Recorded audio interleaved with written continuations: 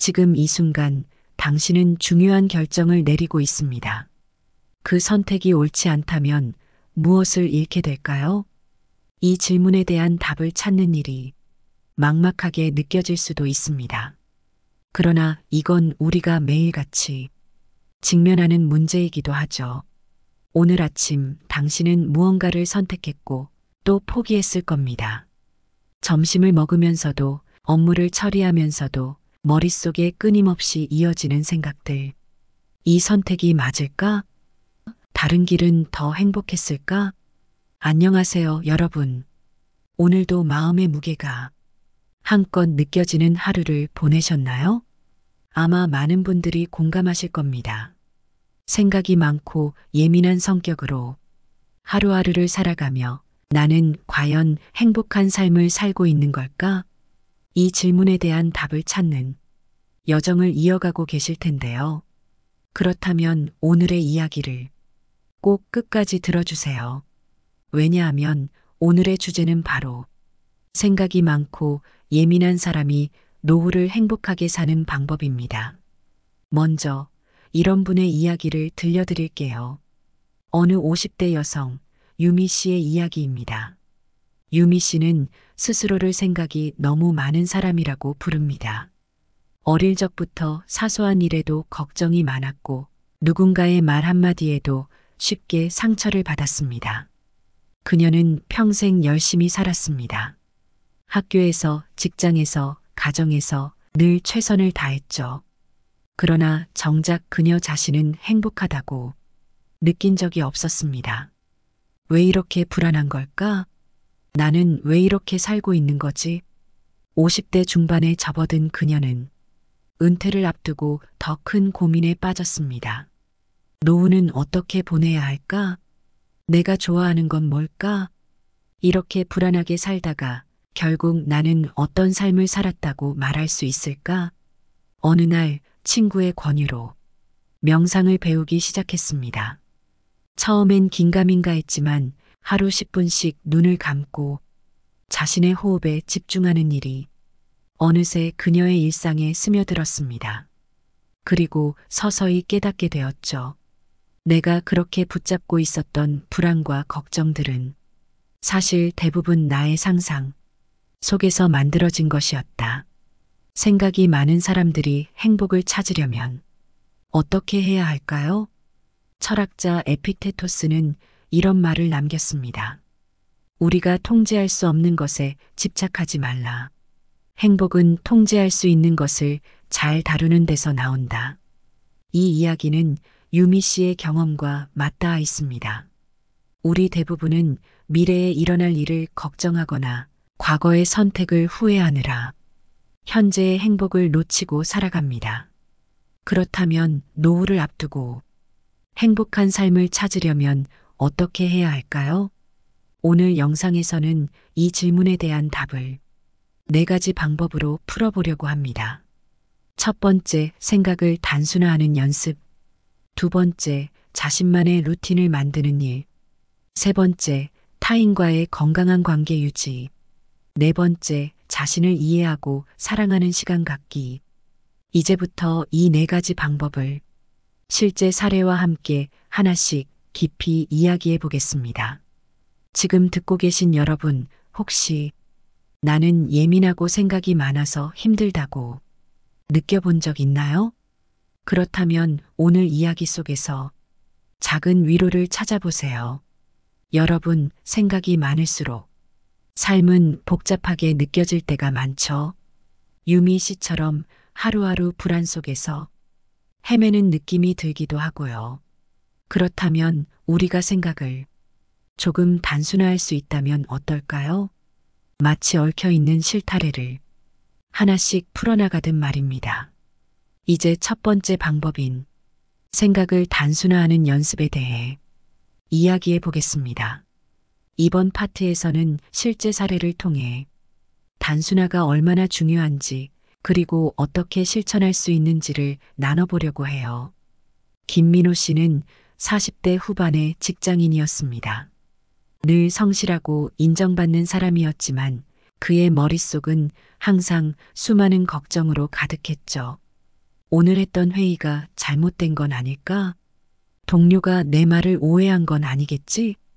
앞으로 나의 경력은 괜찮을까? 특히 밤이 되면 생각들이 꼬리를 물었습니다. 잠을 이루지 못한 날이 많아졌고 그는 결국 만성불면증으로 병원을 찾게 되었습니다. 의사는 그에게 명확히 말했습니다. 민호 씨, 생각을 조금 단순화하는 연습이 필요합니다. 하지만 생각을 단순화한다는 게 어떻게 가능한 일일까요? 민호 씨는 처음엔 이 말을 듣고 회의적이었습니다. 그러나 상담과 독서를 통해 그는 점차 몇 가지 원칙을 삶에 적용하기 시작했습니다. 첫 번째 원칙, 나만의 걱정 노트 만들기. 민호 씨가 가장 먼저 시도한 것은 걱정 노트를 작성하는 일이었습니다. 그는 매일 밤 자기 전에 자신을 괴롭히는 모든 걱정을 적어 내려갔습니다. 예를 들어, 내일 중요한 발표를 망치면 어떡하지?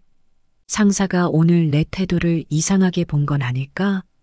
그런 다음 그는 걱정 하나하나를 다시 읽으면서 다음과 같은 질문을 던졌습니다. 이 걱정이 현실적으로 발생할 가능성은 얼마나 될까? 만약 발생한다면 내가 할 수 있는 대처는 무엇일까? 지금 당장 내가 할 수 있는 행동은 무엇인가? 놀랍게도 그는 대부분의 걱정이 크게 중요하지 않거나 실현 가능성이 낮다는 사실을 깨달았습니다. 그는 노트에 적은 걱정을 마치 쓰레기를 버리듯 비워냈습니다. 이 작은 습관은 그가 생각의 혼란에서 벗어나도록 도와주었죠. 두 번째 원칙, 하루 3가지 목표 정하기. 민호 씨는 또 하나의 습관을 추가했습니다. 바로 하루에 꼭 이루고 싶은 3가지 목표를 정하는 것이었습니다. 그는 더 이상 모든 일을 다 잘해야 한다는 강박을 버리고 가장 중요한 3가지에만 집중하기로 했습니다. 예를 들어 그의 목표는 이렇게 간단했습니다. 회의에서 1가지 좋은 의견을 제시하기, 동료와 점심을 함께하며 진심 어린 대화 나누기, 집에 가서 아이들과 30분 동안 놀아주기. 이 단순한 목표들은 그의 하루를 명확히 했고 오늘 내가 잘 해낸 게 무엇인가? 라는 질문에 긍정적인 답을 할 수 있게 해주었습니다. 이쯤에서 불교의 한 가르침을 떠올릴 수 있습니다. 현재에 충실하라. 과거는 이미 지나갔고 미래는 아직 오지 않았다. 민호 씨는 명상을 통해 이 가르침을 실천했습니다. 명상은 그에게 매 순간 숨 쉬는 것에 집중하며 지금 이 순간을 살아가는 법을 알려주었죠. 명상은 어려울 것 같지만 사실 1분 동안 호흡에 집중하는 것만으로도 충분합니다. 지금 여러분도 한번 시도해 보세요. 눈을 감고 깊게 숨을 들이마시고 천천히 내뱉어 보세요. 어떤 기분이 드시나요? 민호 씨는 완전히 달라진 삶을 살고 있었습니다. 그는 더 이상 자잘한 걱정에 휘둘리지 않았고 오히려 매 순간을 더 진지하게, 더 충만하게 살아가고 있었습니다. 불면증도 점차 사라졌고 그는 자신이 만든 단순한 삶 속에서 행복을 발견할 수 있었습니다. 혹시 지금 여러분도 복잡한 생각과 걱정으로 힘들어하고 계시진 않나요? 그렇다면 지금부터라도 걱정 노트를 써보거나 하루 3가지 목표를 정해보는 건 어떨까요? 아주 작은 변화가 여러분의 삶을 얼마나 단순하고 편안하게 만들 수 있는지 직접 경험해 보실 수 있을 겁니다. 우리는 생각을 단순화하는 연습을 통해 마음의 짐을 조금 덜어낼 수 있다는 이야기를 나눴습니다. 이번 파트에서는 2번째 방법, 자신만의 루틴을 만드는 법에 대해 이야기해 보려고 합니다. 혹시 이런 경험 해보신 적 있으신가요? 무언가를 반복해서 하다 보면 그 일이 우리를 안정시키고 위로해주는 순간이 찾아오곤 합니다. 이게 바로 루틴의 힘입니다. 이번에는 실제 사례와 함께 어떻게 하면 나만의 루틴을 만들고 그 루틴을 통해 행복을 느낄 수 있는지 살펴보겠습니다. 박정현 씨는 60대 초반의 은퇴자입니다. 그녀는 퇴직 후 처음엔 자유로운 시간을 만끽했습니다. 그러나 시간이 흐를수록 자신이 무기력해지는 걸 느꼈죠. 이제 내가 무엇을 해야 할지 모르겠어. 매일 늦잠을 자고 아무것도 하지 않은 채 하루를 보내는 날이 많아졌습니다. 그러다 보니 자신감도 점점 떨어졌고 심지어 우울감까지 찾아왔습니다. 어느 날 정연 씨는 우연히 들른 도서관에서 성공한 사람들의 아침 루틴에 대한 책을 읽게 되었습니다. 책에서는 이런 조언이 담겨 있었습니다. 하루의 시작은 그날의 성공을 결정짓는 열쇠다. 정연 씨는 이 말을 마음에 새기고 매일 자신만의 아침 루틴을 만들기로 결심했습니다. 루틴 만들기의 첫걸음, 작은 습관부터 시작하기. 처음에는 무리한 계획을 세우지 않았습니다. 아침에 일어나자마자 다음의 3가지를 실천하기로 했죠. 침대를 정리하기, 5분 동안 스트레칭하기, 따뜻한 차 한 잔 마시며 오늘의 계획 세우기. 처음에는 단순해 보였지만 그녀는 이 작은 변화가 주는 안정감을 느꼈습니다. 하루를 시작하며 내가 할 일을 정리하는 것만으로도 마음이 한결 차분해지고 내가 주도적으로 삶을 살아간다는 느낌이 들었어요. 몇 주가 지나고 정연 씨는 자신감을 회복하기 시작했습니다. 그녀는 아침 루틴을 조금 더 확장하기로 했습니다. 새로 추가된 활동은 그림 그리기였습니다. 사실 그녀는 그림을 잘 그리지 못했습니다. 그러나 그녀는 잘하려고 하는 게 아니라 내가 즐길 수 있는 시간을 만들어 보자는 마음으로 시작했죠. 유튜브를 보며 따라 그리거나 동네 문화센터에서 진행하는 드로잉 수업에 등록하기도 했습니다. 하루 30분 동안 그림을 그리며 그녀는 자신의 마음속 깊은 곳에서 몰랐던 감정을 발견했습니다. 그림을 그리는 시간은 내가 생각을 멈추고 오직 지금에 집중할 수 있는 순간이었어요. 이건 마치 나를 위한 작은 선물이었죠. 심리학자들은 루틴이 인간에게 엄청난 심리적 안정감을 준다고 말합니다. 특히 은퇴 후나 큰 변화가 있는 시기에는 루틴이 삶의 중심을 잡아주는 역할을 하죠. 심리학자 조던 피터스는 이렇게 말했습니다. 삶의 구조를 잃으면 불안과 혼란이 찾아온다.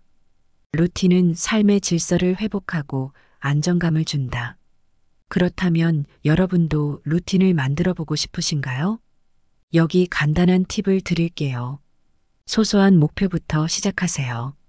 무조건 큰 변화를 시도하려 하지 말고 5분에서 10분 정도 투자할 수 있는 작은 활동부터 시작해 보세요. 반복 가능한 행동을 선택하세요. 매일 같은 시간에 할 수 있는 일을 선택하는 것이 중요합니다. 예를 들어 아침에 스트레칭하기, 밤에 일기를 쓰는 것처럼요. 내가 좋아하는 일을 포함하세요. 루틴은 억지로 하는 것이 아닙니다. 즐거움과 보람을 느낄 수 있는 활동을 포함해야 오래 지속됩니다. 일정을 기록해 보세요. 일주일 동안 실천한 루틴을 기록하고 스스로에게 작은 보상을 주는 것도 좋습니다. 정연 씨는 몇 달간 꾸준히 루틴을 실천한 결과 완전히 다른 사람이 되었습니다. 그녀는 하루하루를 보람 있게 보내고 있었고 삶에 대한 자신감과 행복감이 다시 찾아왔죠. 그녀는 말합니다. 루틴은 나에게 하루를 선물했어요. 그전에는 무기력하게 흘려보내던 시간이었는데 이제는 내가 살아있음을 느낄 수 있는 순간들이 되었죠. 여러분은 어떤 루틴을 만들고 싶으신가요? 아침에 잠시 스트레칭을 해볼까요? 아니면 밤마다 오늘 하루를 정리하며 감사하는 시간을 가져볼까요? 작은 루틴이 여러분의 하루를 그리고 인생을 어떻게 바꿀지 상상해 보세요. 이번에는 타인과의 건강한 관계를 유지하는 방법에 대해 이야기하겠습니다.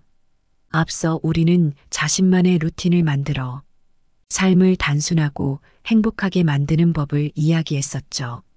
그런데 아무리 나만의 시간을 잘 관리하더라도 삶에서 빼놓을 수 없는 또 다른 요소가 있습니다. 바로 사람과의 관계입니다.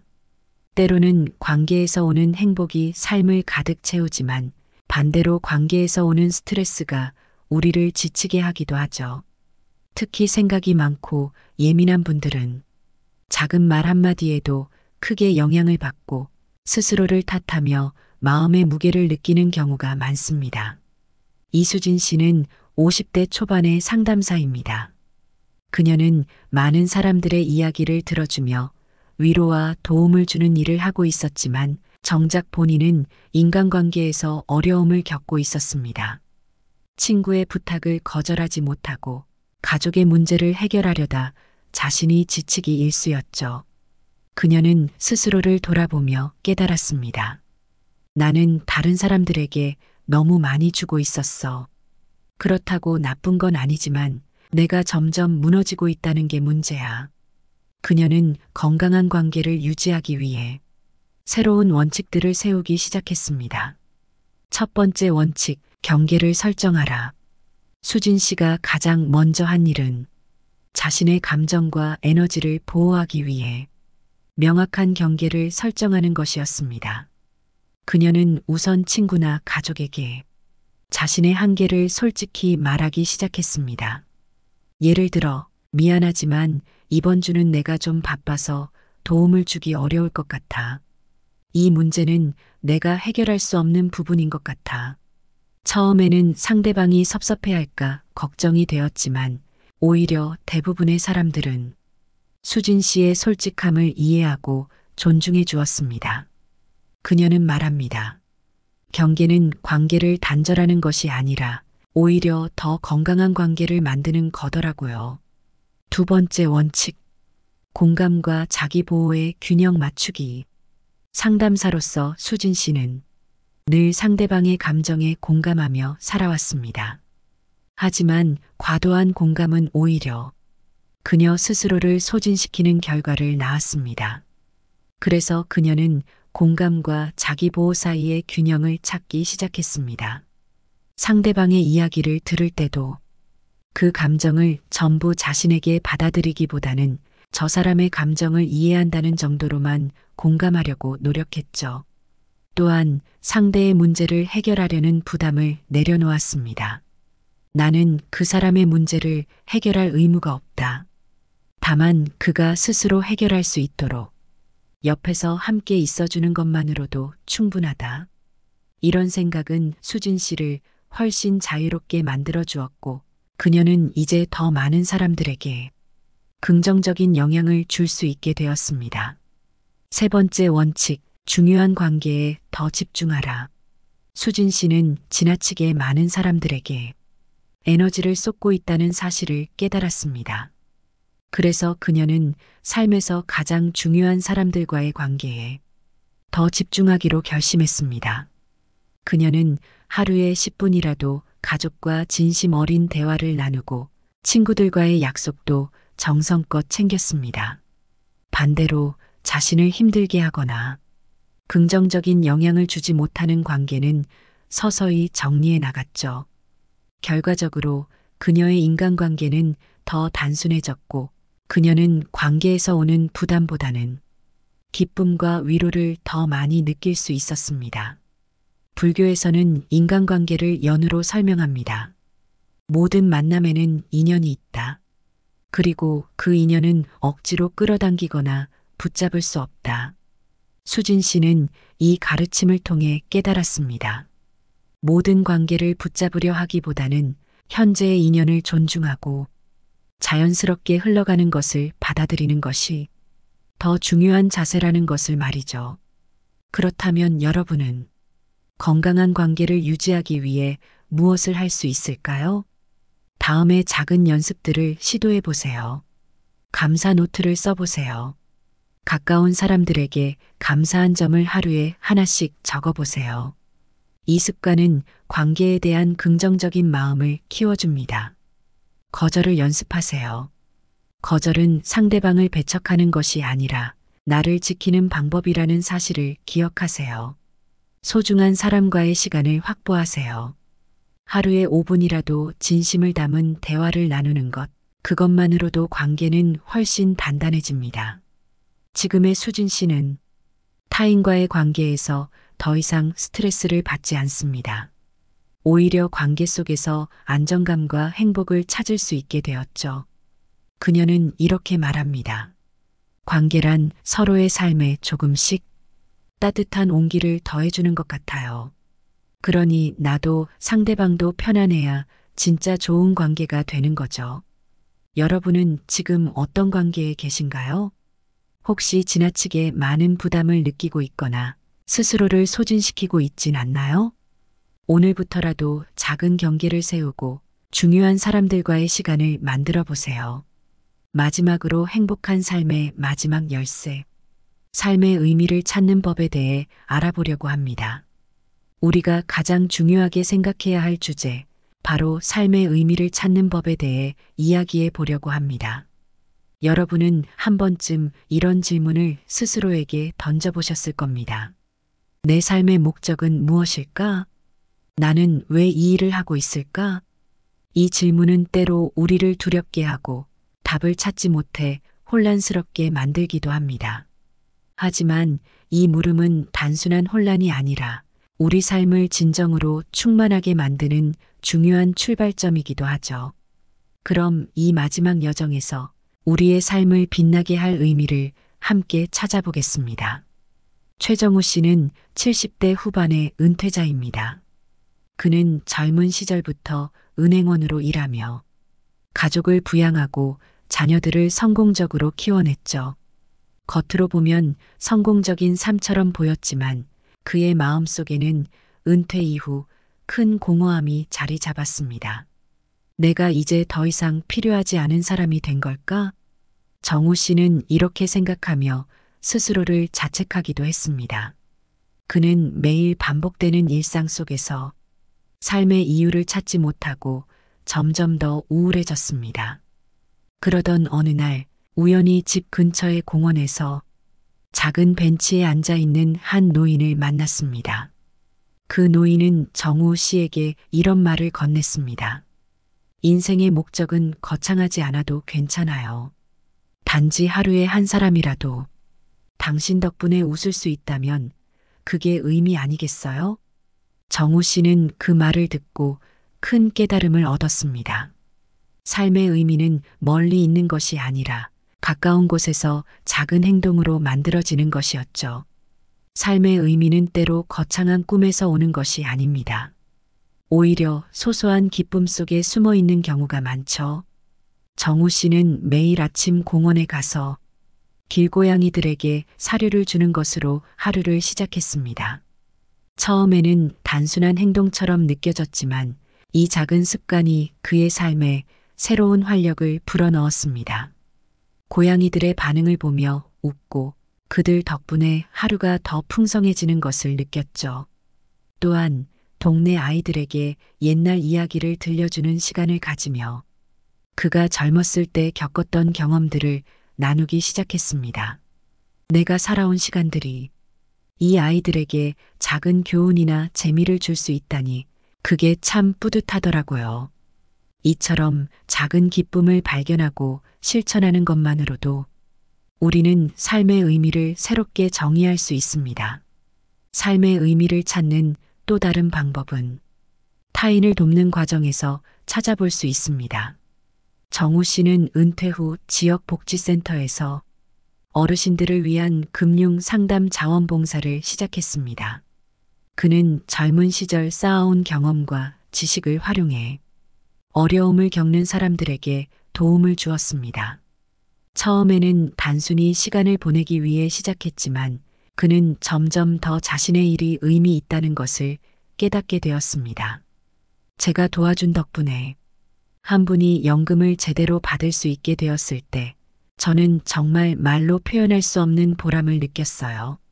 타인을 돕는 것은 단순히 그들을 위한 일이 아닙니다. 우리가 스스로의 가치를 다시 확인하고 삶의 이유를 찾는 과정이기도 하죠. 삶의 의미는 때로 우리가 남기는 유산 속에 담겨 있습니다. 여기서 유산은 반드시 물질적인 것이 아니라 우리가 세상에 남기는 긍정적인 흔적일 수 있죠. 정우 씨는 젊은 시절부터 좋아했던 글쓰기를 통해 자신의 이야기를 기록하기로 결심했습니다. 그는 자서전을 쓰기 시작했고 그 안에 자신의 경험, 배움, 실수를 솔직히 담아냈습니다. 내 이야기가 누군가에게 작은 위로가 되고 희망을 줄 수 있다면 그걸로 충분해요. 그의 자서전은 지역 도서관에 기증되었고 많은 사람들이 그의 이야기를 읽으며 용기를 얻었습니다. 그는 말합니다. 내 삶이 누군가에게 의미가 될 수 있다니 그보다 더 큰 행복이 있을까요? 삶의 의미를 이야기할 때 철학자이자 심리학자인 빅터 프랭클은 이렇게 말했습니다. 삶의 의미는 우리가 그것을 발견할 때 존재하는 것이 아니라 우리가 그것을 만들어낼 때 시작된다. 프랭클의 말처럼 삶의 의미는 찾는 것이 아니라 우리가 만들어가는 과정에서 만들어지는 것입니다. 삶의 의미를 찾기 위해 여러분도 다음과 같은 연습을 시도해 보세요. 감사 일기를 써보세요. 하루 동안 감사한 순간들을 기록하며 작은 의미를 찾아가는 습관을 길러보세요. 타인과 나누는 시간을 만들어 보세요. 친구, 가족, 이웃과 나누는 작은 대화가 생각보다 더 큰 의미를 가져다 줄 수 있습니다. 스스로에게 질문하세요. 내가 가장 열정을 느끼는 일은 무엇인가? 나는 어떤 순간에 가장 행복했는가? 이 질문들은 여러분의 마음속 깊은 곳에 숨어 있는 답을 찾는 데 도움을 줄 것입니다. 정우 씨는 더 이상 자신의 삶을 공허하다고 느끼지 않습니다. 그는 하루하루 작은 기쁨과 의미를 발견하며 남은 시간들을 더 충만하게 보내고 있습니다. 내 삶은 내가 만들어가는 것이었어요. 과거에 얽매이지 않고 현재를 사랑하며 내일을 기대하는 것. 그게 바로 행복 아닐까요? 오늘 방송의 마지막 메시지는 바로 이것입니다. 행복한 삶은 결국 작은 기쁨과 의미를 스스로 만들어가는 데 있다. 네, 오늘의 이야기는 여기까지입니다. 여러분은 오늘 하루 어떤 의미를 만들어 가실 건가요? 댓글로 여러분의 이야기를 나눠주세요. 그리고 좋아요와 구독을 누르신다면 우리 함께 더 많은 의미를 찾아갈 수 있을 것 같습니다. 함께 해주셔서 감사합니다. 인생의 라디오였습니다. 지금 이 순간 당신은 중요한 결정을 내리고 있습니다. 그 선택이 옳지 않다면 무엇을 잃게 될까요? 이 질문에 대한 답을 찾는 일이 막막하게 느껴질 수도 있습니다. 그러나 이건 우리가 매일같이 직면하는 문제이기도 하죠. 오늘 아침 당신은 무언가를 선택했고 또 포기했을 겁니다. 점심을 먹으면서도 업무를 처리하면서도 머릿속에 끊임없이 이어지는 생각들. 이 선택이 맞을까? 다른 길은 더 행복했을까? 안녕하세요, 여러분. 오늘도 마음의 무게가 한껏 느껴지는 하루를 보내셨나요? 아마 많은 분들이 공감하실 겁니다. 생각이 많고 예민한 성격으로 하루하루를 살아가며 나는 과연 행복한 삶을 살고 있는 걸까? 이 질문에 대한 답을 찾는 여정을 이어가고 계실 텐데요. 그렇다면 오늘의 이야기를 꼭 끝까지 들어주세요. 왜냐하면 오늘의 주제는 바로 생각이 많고 예민한 사람이 노후를 행복하게 사는 방법입니다. 먼저 이런 분의 이야기를 들려드릴게요. 어느 50대 여성 유미 씨의 이야기입니다. 유미 씨는 스스로를 생각이 너무 많은 사람이라고 부릅니다. 어릴 적부터 사소한 일에도 걱정이 많았고 누군가의 말 한마디에도 쉽게 상처를 받았습니다. 그녀는 평생 열심히 살았습니다. 학교에서, 직장에서, 가정에서 늘 최선을 다했죠. 그러나 정작 그녀 자신은 행복하다고 느낀 적이 없었습니다. 왜 이렇게 불안한 걸까? 나는 왜 이렇게 살고 있는 거지? 50대 중반에 접어든 그녀는 은퇴를 앞두고 더 큰 고민에 빠졌습니다. 노후는 어떻게 보내야 할까? 내가 좋아하는 건 뭘까? 이렇게 불안하게 살다가 결국 나는 어떤 삶을 살았다고 말할 수 있을까? 어느 날 친구의 권유로 명상을 배우기 시작했습니다. 처음엔 긴가민가 했지만 하루 10분씩 눈을 감고 자신의 호흡에 집중하는 일이 어느새 그녀의 일상에 스며들었습니다. 그리고 서서히 깨닫게 되었죠. 내가 그렇게 붙잡고 있었던 불안과 걱정들은 사실 대부분 나의 상상 속에서 만들어진 것이었다. 생각이 많은 사람들이 행복을 찾으려면 어떻게 해야 할까요? 철학자 에피테토스는 이런 말을 남겼습니다. 우리가 통제할 수 없는 것에 집착하지 말라. 행복은 통제할 수 있는 것을 잘 다루는 데서 나온다. 이 이야기는 유미 씨의 경험과 맞닿아 있습니다. 우리 대부분은 미래에 일어날 일을 걱정하거나 과거의 선택을 후회하느라 현재의 행복을 놓치고 살아갑니다. 그렇다면 노후를 앞두고 행복한 삶을 찾으려면 어떻게 해야 할까요? 오늘 영상에서는 이 질문에 대한 답을 4가지 방법으로 풀어보려고 합니다. 첫 번째, 생각을 단순화하는 연습. 두 번째, 자신만의 루틴을 만드는 일. 세 번째, 타인과의 건강한 관계 유지. 네 번째, 자신을 이해하고 사랑하는 시간 갖기. 이제부터 이 4가지 방법을 실제 사례와 함께 하나씩 깊이 이야기해 보겠습니다. 지금 듣고 계신 여러분, 혹시 나는 예민하고 생각이 많아서 힘들다고 느껴본 적 있나요? 그렇다면 오늘 이야기 속에서 작은 위로를 찾아보세요. 여러분, 생각이 많을수록 삶은 복잡하게 느껴질 때가 많죠. 유미 씨처럼 하루하루 불안 속에서 헤매는 느낌이 들기도 하고요. 그렇다면 우리가 생각을 조금 단순화할 수 있다면 어떨까요? 마치 얽혀있는 실타래를 하나씩 풀어나가듯 말입니다. 이제 첫 번째 방법인 생각을 단순화하는 연습에 대해 이야기해 보겠습니다. 이번 파트에서는 실제 사례를 통해 단순화가 얼마나 중요한지 그리고 어떻게 실천할 수 있는지를 나눠보려고 해요. 김민호 씨는 40대 후반의 직장인이었습니다. 늘 성실하고 인정받는 사람이었지만 그의 머릿속은 항상 수많은 걱정으로 가득했죠. 오늘 했던 회의가 잘못된 건 아닐까? 동료가 내 말을 오해한 건 아니겠지? 앞으로 나의 경력은 괜찮을까? 특히 밤이 되면 생각들이 꼬리를 물었습니다. 잠을 이루지 못한 날이 많아졌고 그는 결국 만성불면증으로 병원을 찾게 되었습니다. 의사는 그에게 명확히 말했습니다. 민호 씨, 생각을 조금 단순화하는 연습이 필요합니다. 하지만 생각을 단순화한다는 게 어떻게 가능한 일일까요? 민호 씨는 처음엔 이 말을 듣고 회의적이었습니다. 그러나 상담과 독서를 통해 그는 점차 몇 가지 원칙을 삶에 적용하기 시작했습니다. 첫 번째 원칙, 나만의 걱정 노트 만들기. 민호 씨가 가장 먼저 시도한 것은 걱정 노트를 작성하는 일이었습니다. 그는 매일 밤 자기 전에 자신을 괴롭히는 모든 걱정을 적어 내려갔습니다. 예를 들어, 내일 중요한 발표를 망치면 어떡하지? 상사가 오늘 내 태도를 이상하게 본 건 아닐까? 그런 다음 그는 걱정 하나하나를 다시 읽으면서 다음과 같은 질문을 던졌습니다.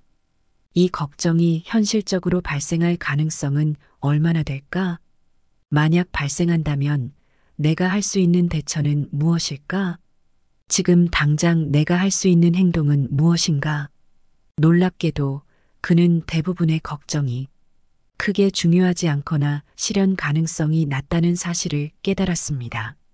그는 노트에 적은 걱정을 마치 쓰레기를 버리듯 비워냈습니다. 이 작은 습관은 그가 생각의 혼란에서 벗어나도록 도와주었죠. 두 번째 원칙, 하루 3가지 목표 정하기. 민호 씨는 또 하나의 습관을 추가했습니다. 바로 하루에 꼭 이루고 싶은 3가지 목표를 정하는 것이었습니다. 그는 더 이상 모든 일을 다 잘해야 한다는 강박을 버리고 가장 중요한 세 가지에만 집중하기로 했습니다. 예를 들어 그의 목표는 이렇게 간단했습니다. 회의에서 한 가지 좋은 의견을 제시하기, 동료와 점심을 함께하며 진심 어린 대화 나누기, 집에 가서 아이들과 30분 동안 놀아주기. 이 단순한 목표들은 그의 하루를 명확히 했고, 오늘 내가 잘 해낸 게 무엇인가? 라는 질문에 긍정적인 답을 할 수 있게 해주었습니다. 이쯤에서 불교의 한 가르침을 떠올릴 수 있습니다. 현재에 충실하라. 과거는 이미 지나갔고 미래는 아직 오지 않았다. 민호 씨는 명상을 통해 이 가르침을 실천했습니다. 명상은 그에게 매 순간 숨 쉬는 것에 집중하며 지금 이 순간을 살아가는 법을 알려주었죠. 명상은 어려울 것 같지만 사실 1분 동안 호흡에 집중하는 것만으로도 충분합니다. 지금 여러분도 한번 시도해 보세요. 눈을 감고 깊게 숨을 들이마시고 천천히 내뱉어 보세요. 어떤 기분이 드시나요? 민호 씨는 완전히 달라진 삶을 살고 있었습니다. 그는 더 이상 자잘한 걱정에 휘둘리지 않았고 오히려 매 순간을 더 진지하게, 더 충만하게 살아가고 있었습니다. 불면증도 점차 사라졌고 그는 자신이 만든 단순한 삶 속에서 행복을 발견할 수 있었습니다. 혹시 지금 여러분도 복잡한 생각과 걱정으로 힘들어하고 계시진 않나요? 그렇다면 지금부터라도 걱정 노트를 써보거나 하루 3가지 목표를 정해보는 건 어떨까요? 아주 작은 변화가 여러분의 삶을 얼마나 단순하고 편안하게 만들 수 있는지 직접 경험해 보실 수 있을 겁니다. 우리는 생각을 단순화하는 연습을 통해 마음의 짐을 조금 덜어낼 수 있다는 이야기를 나눴습니다. 이번 파트에서는 2번째 방법, 자신만의 루틴을 만드는 법에 대해 이야기해 보려고 합니다.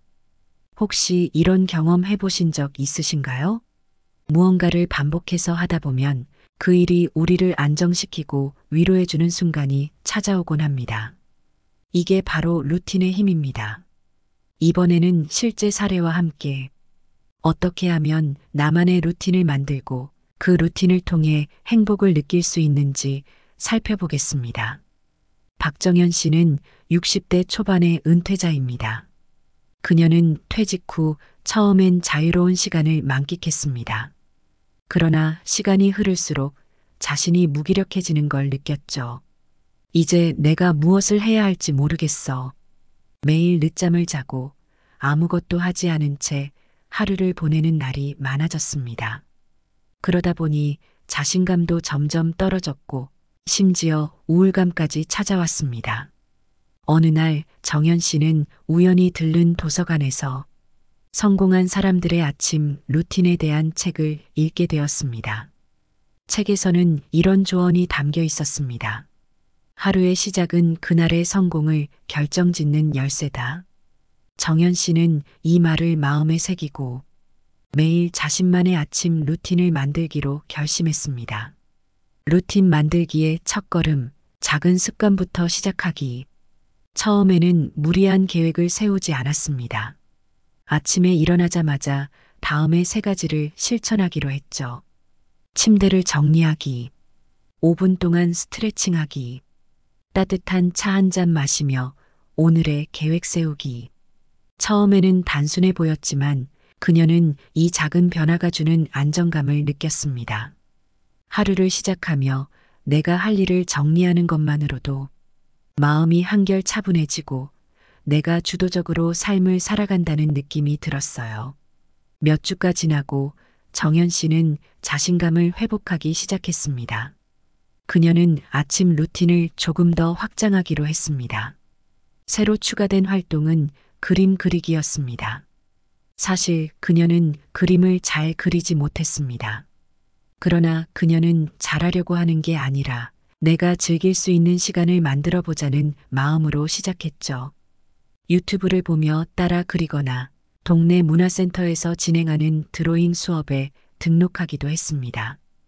하루 30분 동안 그림을 그리며 그녀는 자신의 마음속 깊은 곳에서 몰랐던 감정을 발견했습니다.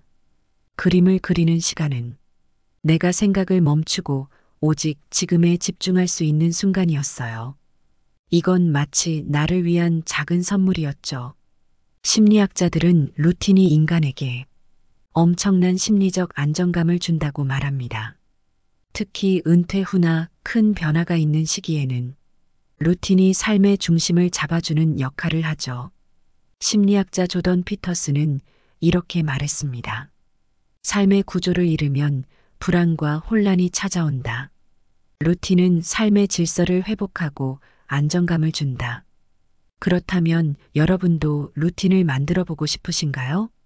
여기 간단한 팁을 드릴게요. 소소한 목표부터 시작하세요. 무조건 큰 변화를 시도하려 하지 말고 5분에서 10분 정도 투자할 수 있는 작은 활동부터 시작해 보세요. 반복 가능한 행동을 선택하세요. 매일 같은 시간에 할 수 있는 일을 선택하는 것이 중요합니다. 예를 들어 아침에 스트레칭하기, 밤에 일기를 쓰는 것처럼요. 내가 좋아하는 일을 포함하세요. 루틴은 억지로 하는 것이 아닙니다. 즐거움과 보람을 느낄 수 있는 활동을 포함해야 오래 지속됩니다. 일정을 기록해 보세요. 일주일 동안 실천한 루틴을 기록하고 스스로에게 작은 보상을 주는 것도 좋습니다. 정연 씨는 몇 달간 꾸준히 루틴을 실천한 결과 완전히 다른 사람이 되었습니다. 그녀는 하루하루를 보람 있게 보내고 있었고 삶에 대한 자신감과 행복감이 다시 찾아왔죠. 그녀는 말합니다. 루틴은 나에게 하루를 선물했어요. 그전에는 무기력하게 흘려보내던 시간이었는데 이제는 내가 살아있음을 느낄 수 있는 순간들이 되었죠. 여러분은 어떤 루틴을 만들고 싶으신가요? 아침에 잠시 스트레칭을 해볼까요?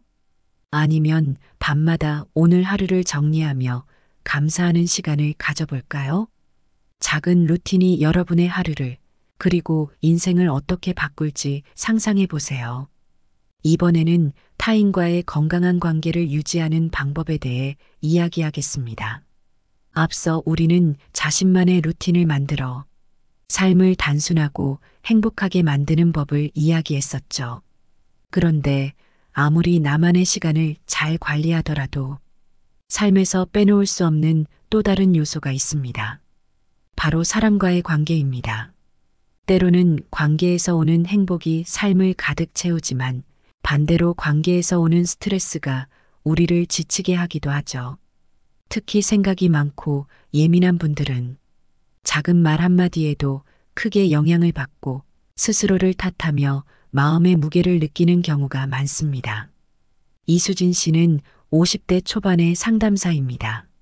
그녀는 많은 사람들의 이야기를 들어주며 위로와 도움을 주는 일을 하고 있었지만 정작 본인은 인간관계에서 어려움을 겪고 있었습니다.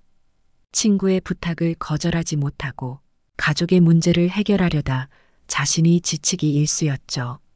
그녀는 스스로를 돌아보며 깨달았습니다. 나는 다른 사람들에게 너무 많이 주고 있었어. 그렇다고 나쁜 건 아니지만 내가 점점 무너지고 있다는 게 문제야. 그녀는 건강한 관계를 유지하기 위해 새로운 원칙들을 세우기 시작했습니다. 첫 번째 원칙, 경계를 설정하라. 수진 씨가 가장 먼저 한 일은 자신의 감정과 에너지를 보호하기 위해 명확한 경계를 설정하는 것이었습니다. 그녀는 우선 친구나 가족에게 자신의 한계를 솔직히 말하기 시작했습니다. 예를 들어, 미안하지만 이번 주는 내가 좀 바빠서 도움을 주기 어려울 것 같아. 이 문제는 내가 해결할 수 없는 부분인 것 같아. 처음에는 상대방이 섭섭해할까 걱정이 되었지만 오히려 대부분의 사람들은 수진 씨의 솔직함을 이해하고 존중해 주었습니다. 그녀는 말합니다. 경계는 관계를 단절하는 것이 아니라 오히려 더 건강한 관계를 만드는 거더라고요. 두 번째 원칙, 공감과 자기 보호의 균형 맞추기. 상담사로서 수진 씨는 늘 상대방의 감정에 공감하며 살아왔습니다. 하지만 과도한 공감은 오히려 그녀 스스로를 소진시키는 결과를 낳았습니다. 그래서 그녀는 공감과 자기보호 사이의 균형을 찾기 시작했습니다. 상대방의 이야기를 들을 때도 그 감정을 전부 자신에게 받아들이기보다는 저 사람의 감정을 이해한다는 정도로만 공감하려고 노력했죠. 또한 상대의 문제를 해결하려는 부담을 내려놓았습니다. 나는 그 사람의 문제를 해결할 의무가 없다. 다만 그가 스스로 해결할 수 있도록 옆에서 함께 있어주는 것만으로도 충분하다. 이런 생각은 수진 씨를 훨씬 자유롭게 만들어 주었고, 그녀는 이제 더 많은 사람들에게 긍정적인 영향을 줄 수 있게 되었습니다. 세 번째 원칙, 중요한 관계에 더 집중하라. 수진 씨는 지나치게 많은 사람들에게 에너지를 쏟고 있다는 사실을 깨달았습니다. 그래서 그녀는 삶에서 가장 중요한 사람들과의 관계에 더 집중하기로 결심했습니다. 그녀는 하루에 10분이라도 가족과 진심 어린 대화를 나누고 친구들과의 약속도 정성껏 챙겼습니다. 반대로 자신을 힘들게 하거나 긍정적인 영향을 주지 못하는 관계는 서서히 정리해 나갔죠. 결과적으로 그녀의 인간관계는 더 단순해졌고, 그녀는 관계에서 오는 부담보다는 기쁨과 위로를 더 많이 느낄 수 있었습니다. 불교에서는 인간관계를 연으로 설명합니다. 모든 만남에는 인연이 있다. 그리고 그 인연은 억지로 끌어당기거나 붙잡을 수 없다. 수진 씨는 이 가르침을 통해 깨달았습니다. 모든 관계를 붙잡으려 하기보다는 현재의 인연을 존중하고 자연스럽게 흘러가는 것을 받아들이는 것이 더 중요한 자세라는 것을 말이죠. 그렇다면 여러분은 건강한 관계를 유지하기 위해 무엇을 할 수 있을까요? 다음에 작은 연습들을 시도해 보세요. 감사 노트를 써보세요. 가까운 사람들에게 감사한 점을 하루에 하나씩 적어보세요. 이 습관은 관계에 대한 긍정적인 마음을 키워줍니다. 거절을 연습하세요. 거절은 상대방을 배척하는 것이 아니라 나를 지키는 방법이라는 사실을 기억하세요. 소중한 사람과의 시간을 확보하세요. 하루에 5분이라도 진심을 담은 대화를 나누는 것, 그것만으로도 관계는 훨씬 단단해집니다. 지금의 수진 씨는 타인과의 관계에서 더 이상 스트레스를 받지 않습니다. 오히려 관계 속에서 안정감과 행복을 찾을 수 있게 되었죠. 그녀는 이렇게 말합니다. 관계란 서로의 삶에 조금씩 따뜻한 온기를 더해주는 것 같아요. 그러니 나도 상대방도 편안해야 진짜 좋은 관계가 되는 거죠. 여러분은 지금 어떤 관계에 계신가요? 혹시 지나치게 많은 부담을 느끼고 있거나 스스로를 소진시키고 있진 않나요? 오늘부터라도 작은 경계를 세우고 중요한 사람들과의 시간을 만들어 보세요. 마지막으로 행복한 삶의 마지막 열쇠, 삶의 의미를 찾는 법에 대해 알아보려고 합니다. 우리가 가장 중요하게 생각해야 할 주제, 바로 삶의 의미를 찾는 법에 대해 이야기해 보려고 합니다. 여러분은 한 번쯤 이런 질문을 스스로에게 던져보셨을 겁니다. 내 삶의 목적은 무엇일까? 나는 왜 이 일을 하고 있을까? 이 질문은 때로 우리를 두렵게 하고 답을 찾지 못해 혼란스럽게 만들기도 합니다. 하지만 이 물음은 단순한 혼란이 아니라 우리 삶을 진정으로 충만하게 만드는 중요한 출발점이기도 하죠. 그럼 이 마지막 여정에서 우리의 삶을 빛나게 할 의미를 함께 찾아보겠습니다. 최정우 씨는 70대 후반의 은퇴자입니다. 그는 젊은 시절부터 은행원으로 일하며 가족을 부양하고 자녀들을 성공적으로 키워냈죠. 겉으로 보면 성공적인 삶처럼 보였지만 그의 마음속에는 은퇴 이후 큰 공허함이 자리 잡았습니다. 내가 이제 더 이상 필요하지 않은 사람이 된 걸까? 정우 씨는 이렇게 생각하며 스스로를 자책하기도 했습니다. 그는 매일 반복되는 일상 속에서 삶의 이유를 찾지 못하고 점점 더 우울해졌습니다. 그러던 어느 날 우연히 집 근처의 공원에서 작은 벤치에 앉아 있는 한 노인을 만났습니다. 그 노인은 정우 씨에게 이런 말을 건넸습니다. 인생의 목적은 거창하지 않아도 괜찮아요. 단지 하루에 한 사람이라도 당신 덕분에 웃을 수 있다면 그게 의미 아니겠어요? 정우 씨는 그 말을 듣고 큰 깨달음을 얻었습니다. 삶의 의미는 멀리 있는 것이 아니라 가까운 곳에서 작은 행동으로 만들어지는 것이었죠. 삶의 의미는 때로 거창한 꿈에서 오는 것이 아닙니다. 오히려 소소한 기쁨 속에 숨어 있는 경우가 많죠. 정우 씨는 매일 아침 공원에 가서 길고양이들에게 사료를 주는 것으로 하루를 시작했습니다. 처음에는 단순한 행동처럼 느껴졌지만 이 작은 습관이 그의 삶에 새로운 활력을 불어넣었습니다. 고양이들의 반응을 보며 웃고 그들 덕분에 하루가 더 풍성해지는 것을 느꼈죠. 또한 동네 아이들에게 옛날 이야기를 들려주는 시간을 가지며 그가 젊었을 때 겪었던 경험들을 나누기 시작했습니다. 내가 살아온 시간들이 이 아이들에게 작은 교훈이나 재미를 줄 수 있다니 그게 참 뿌듯하더라고요. 이처럼 작은 기쁨을 발견하고 실천하는 것만으로도 우리는 삶의 의미를 새롭게 정의할 수 있습니다. 삶의 의미를 찾는 또 다른 방법은 타인을 돕는 과정에서 찾아볼 수 있습니다.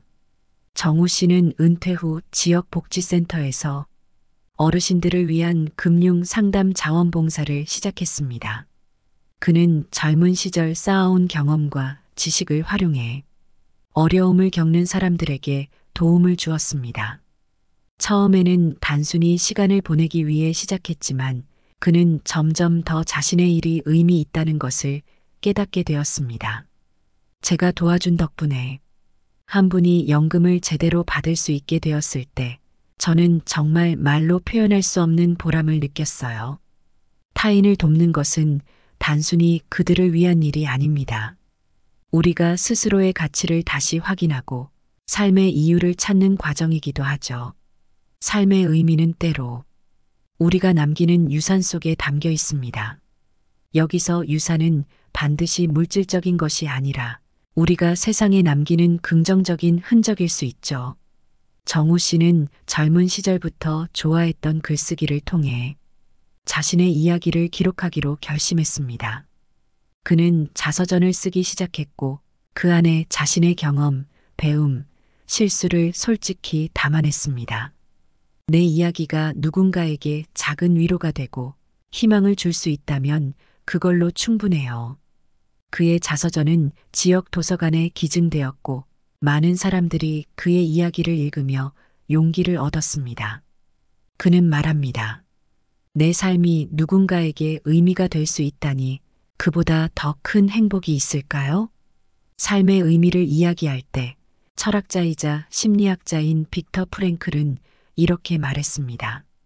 삶의 의미는 우리가 그것을 발견할 때 존재하는 것이 아니라 우리가 그것을 만들어낼 때 시작된다. 프랭클의 말처럼 삶의 의미는 찾는 것이 아니라 우리가 만들어가는 과정에서 만들어지는 것입니다. 삶의 의미를 찾기 위해 여러분도 다음과 같은 연습을 시도해 보세요. 감사일기를 써보세요. 하루 동안 감사한 순간들을 기록하며 작은 의미를 찾아가는 습관을 길러보세요. 타인과 나누는 시간을 만들어 보세요. 친구, 가족, 이웃과 나누는 작은 대화가 생각보다 더 큰 의미를 가져다 줄 수 있습니다. 스스로에게 질문하세요. 내가 가장 열정을 느끼는 일은 무엇인가? 나는 어떤 순간에 가장 행복했는가? 이 질문들은 여러분의 마음속 깊은 곳에 숨어 있는 답을 찾는 데 도움을 줄 것입니다. 정우 씨는 더 이상 자신의 삶을 공허하다고 느끼지 않습니다. 그는 하루하루 작은 기쁨과 의미를 발견하며 남은 시간들을 더 충만하게 보내고 있습니다. 내 삶은 내가 만들어가는 것이었어요. 과거에 얽매이지 않고 현재를 사랑하며 내일을 기대하는 것. 그게 바로 행복 아닐까요? 오늘 방송의 마지막 메시지는 바로 이것입니다. 행복한 삶은 결국 작은 기쁨과 의미를 스스로 만들어가는 데 있다. 네, 오늘의 이야기는 여기까지입니다. 여러분은 오늘 하루 어떤 의미를 만들어 가실 건가요? 댓글로 여러분의 이야기를 나눠주세요. 그리고 좋아요와 구독을 눌러신다면 우리 함께 더 많은 의미를 찾아갈 수 있을 것 같습니다. 함께 해주셔서 감사합니다. 인생의 라디오였습니다.